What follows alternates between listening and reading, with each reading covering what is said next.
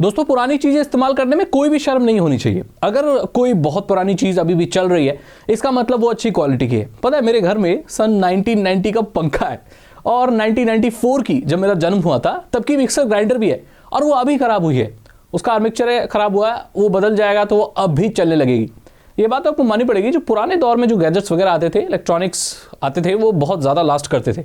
आजकल के डिवाइसेस में, आजकल की चीज़ों में इतना दम नहीं है कि वो 5-6 साल से ज़्यादा चल पाए।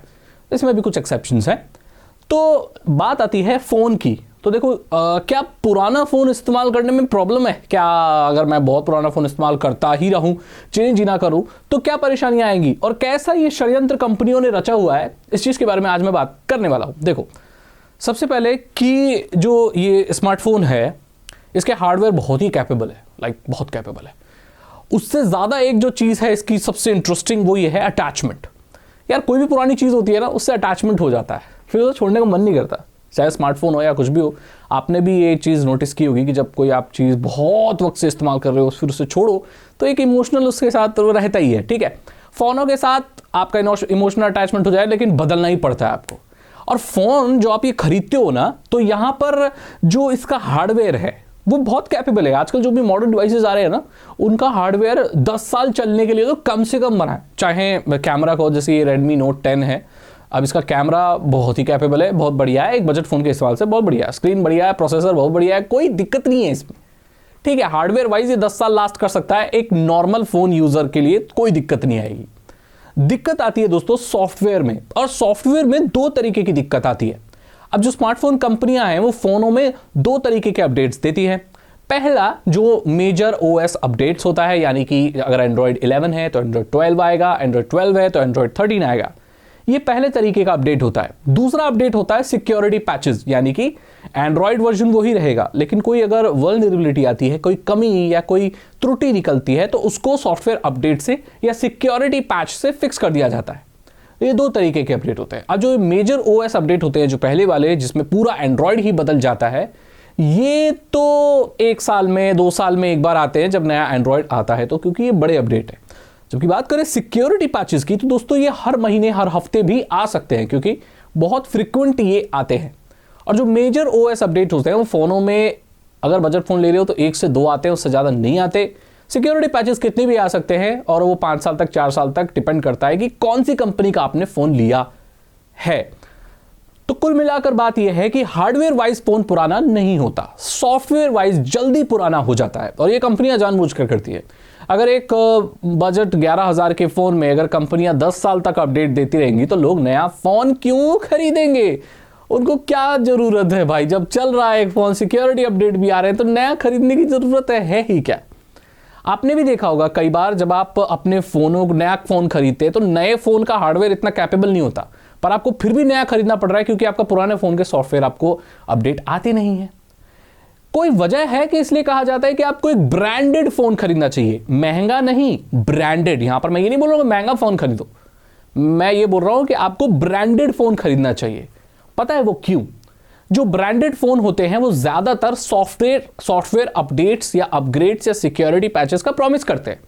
सैमसंग का फ़ोन खरीदोगे, एप्पल का फ़ोन खरीदोगे, चाहे बजट वाला हो, सस्ता महंगा कोई भी हो, वहां पर आपको क्लियरली बता देते हैं कि भाई 5 साल तक सिक्योरिटी पैच आएंगे और 3 साल तक मेजर OS अपग्रेड्स आएंगे, लिखा होता है उसमें। इसका मतलब है आपको एक गारंटी मिल गई कि भाई इतने साल तक तो ये चलेगा सॉफ्टवेयर वाइज।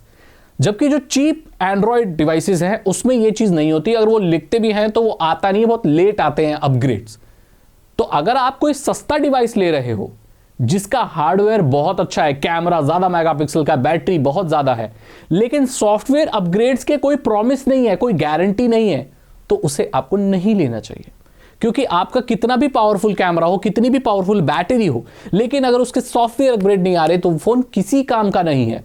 इसीलिए अगर थोड़े कम स्पेक्स में कोई ब्रांडेड फ़ोन भी मिल रहा है, अच्छी कंपनी का मिल रहा है, जिसमें सॉफ्टवेयर के प्रॉमिस बहुत ज़्यादा है, तो आपको वो ले लेना चाहिए। क्योंकि हार्डवेयर वाइज फ़ोन अब एक उस लेवल पर पहुंच चुके हैं कि अब इससे ज़्यादा कुछ अपग्रेड होने की चांसेस है ही नहीं यार। क्योंकि देखो ना, ऑक्टा कोर प्रोसेसर आ रहा है, 8 GB रैम आ रहा है, कैमरा बहुत डिसेंट, 4K वीडियो में शूट, तो कोई 10 साल तक कहाँ ही जाने वाला है। ऐसा कौन से आप सिनेमैटिक मूवी बनाने वाले हो? और मैं आपको बता दूं कि एक बजट फ़ोन से भी बहुत अच्छी सिनेमैटिक मूवी बनाई जा सकती है।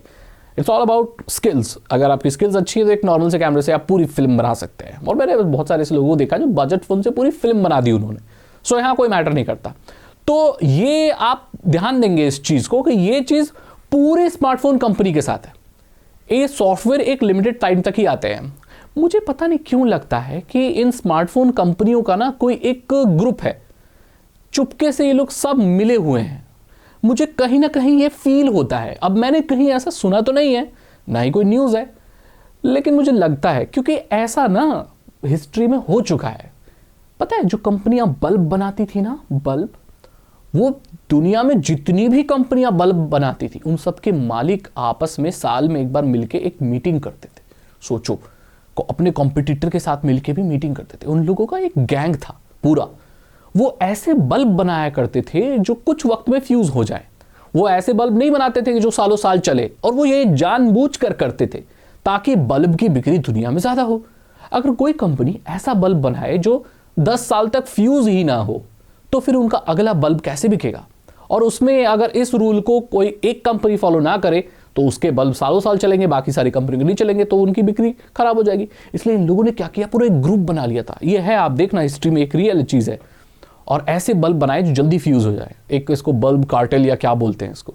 अब ये पुष्टि तो नहीं है इस चीज़ की, बट मुझे ये लगता है कि स्मार्टफोन कंपनियों में भी ऐसा कोई इनका ग्रुप है। ये ऐसे फ़ोन बनाते हैं जो 5-6 साल से या 4 साल से ज़्यादा अपग्रेड नहीं देते। हार्डवेयर बहुत कैपेबल है, बट सॉफ्टवेयर से ये फ़ोनों को पुराना कर देते। ये चीज़ बटन वाले फ़ोनों पे लागू नहीं होती, वहाँ तो कोई दिक्कत नहीं, आप उसे कितना भी इस्तेमाल करो, लेकिन स्मार्टफोनों में ये चीज़ लागू होती है। तो जो सबसे बड़ी प्रॉब्लम आपको आएगी अगर आप एक पुराना फ़ोन इस्तेमाल करोगे कि आपको प्रॉपर सॉफ्टवेयर अपग्रेड या सिक्योरिटी पैचेस नहीं मिलेंगे। उसके बाद भी आपका फ़ोन खराब नहीं होगा अगर आप उसे रिजेक्ट कर देते हो। मैंने एक वीडियो बनाई थी जहाँ पर मैंने बताया था कि आप सेकेंड हैंड पुराने यूज किए गए घर में पड़े फोनों का क्या इस्तेमाल कर सकते हैं। वो वीडियो बहुत इंटरेस्टिंग है, उसको भी देख लेना।